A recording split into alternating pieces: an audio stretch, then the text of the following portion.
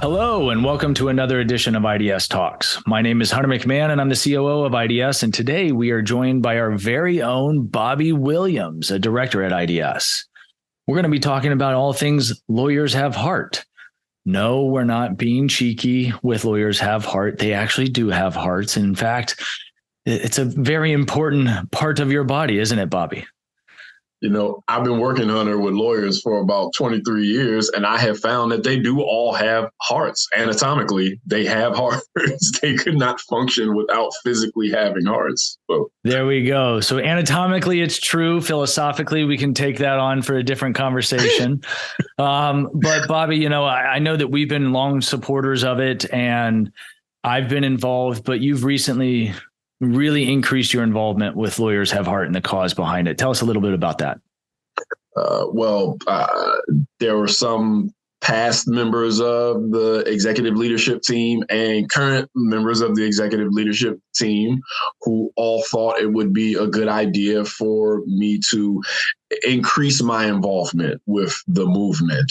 So I officially became a member of the executive leadership team end of last year to help the organization and those who facilitate all of the logistical functions of the race to spread the word, to get more people involved, to help raise money for research and survivor support and all the things. You know, a lot of people don't know, Hunter, you and I have talked about this, but a lot of people don't know that, you know, heart disease is still the number one killer in our country.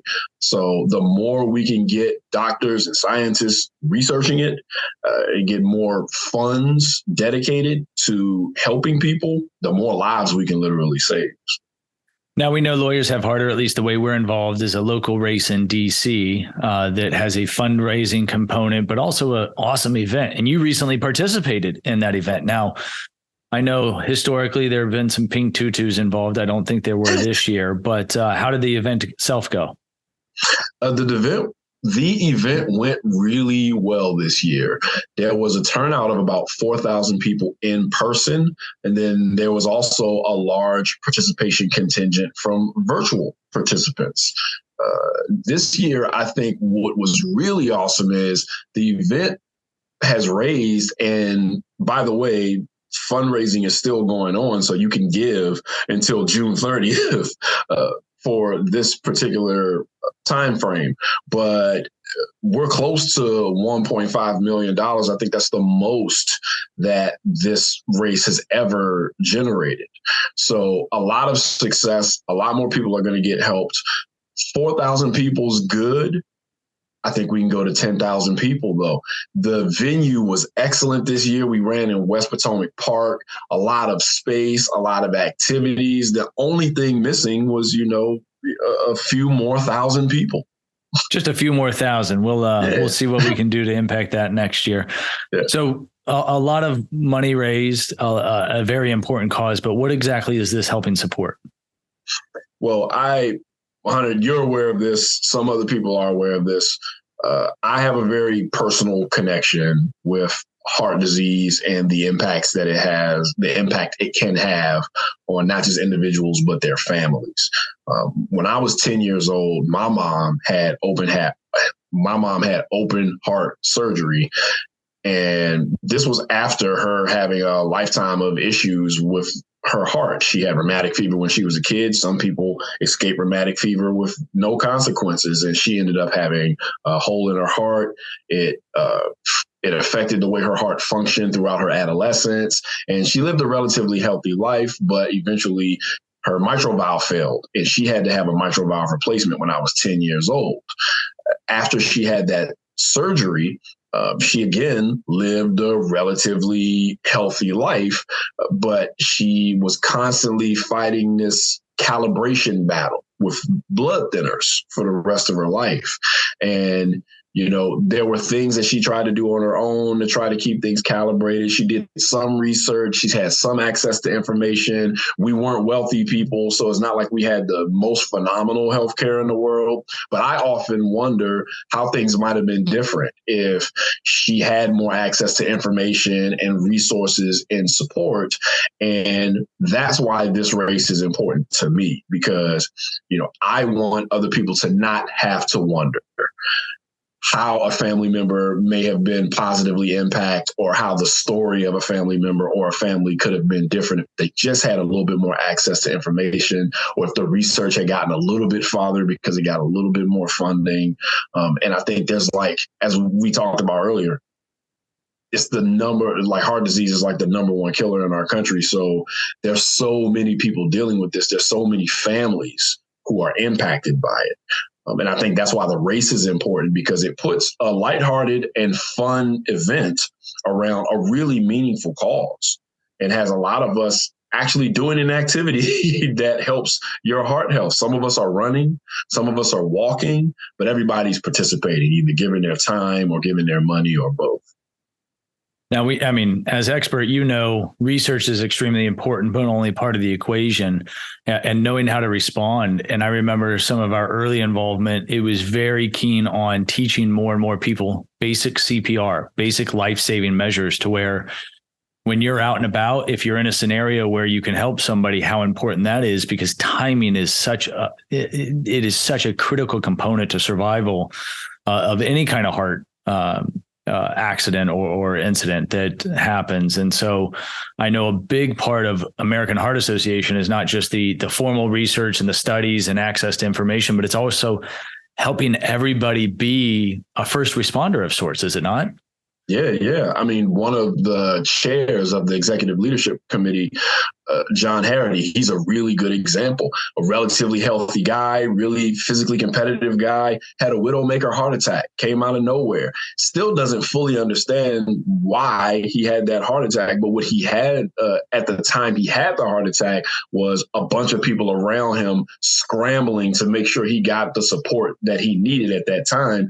And he's still here. During the race, learned about another young lady who spoke at the race after it was all over and we're celebrating finishing the race. She told us about SCAD, which I had no idea what SCAD was or that it existed. Apparently, it's a heart attack that's brought on by a combination of hormones and stress. And 95% of the victims of SCAD are women. And she had a very similar situation. She started having these symptoms, and because she was able to describe the symptoms to someone who understood what was happening, she was able to get help right away, get assistance right away. And now she's still around to tell her story. So, Hunter, you're absolutely right. It's not just all about the research that's getting done, but also about how are we informing ourselves so that we can be heart healthy, but we can also know what to look for and be more informed about, if somebody's dealing with something, what is it that we're seeing and how can we help them get the acute care that they need in that moment? It takes a village, right? Yes, sir. So this year, the race is come and gone. I'm sure your work is not done. You're already, we had a conversation the other day about getting ready for next year. How do folks get involved? How do we help support the cause? Well, one thing you can definitely do is still go to American Heart Association's website. And you can definitely look me up on LinkedIn, Bobby R. Williams Jr. on LinkedIn. And I'm definitely happy to answer any questions about the race, upcoming, past, future, ways that you can get involved, ways that you can give.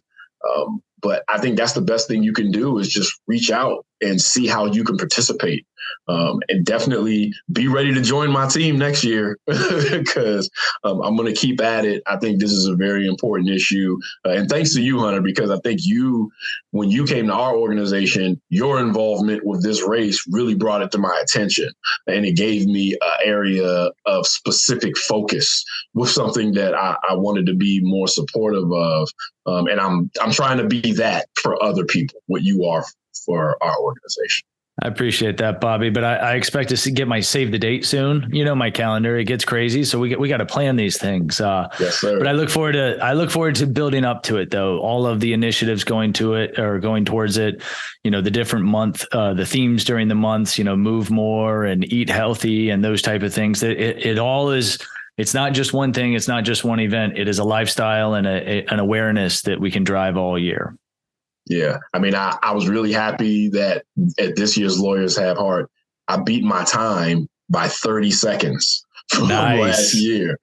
And that I was able to beat my time, not because I ran faster in this race, but because I've been living more healthy throughout the year between races. And I think that's the message. The message is, let's encourage one another to live a more healthy lifestyle. It doesn't have to be running, just like with the race in real life. Walking is one of the most healthy activities you can engage in. A light workout in the morning and a walk after dinner will work wonders for your heart health, your physical fitness, how much subcutaneous fat you're burning in your body. But, you know, we have to talk about it with each other, and we have to make healthiness like more of a cultural staple, I think, in our everyday lives.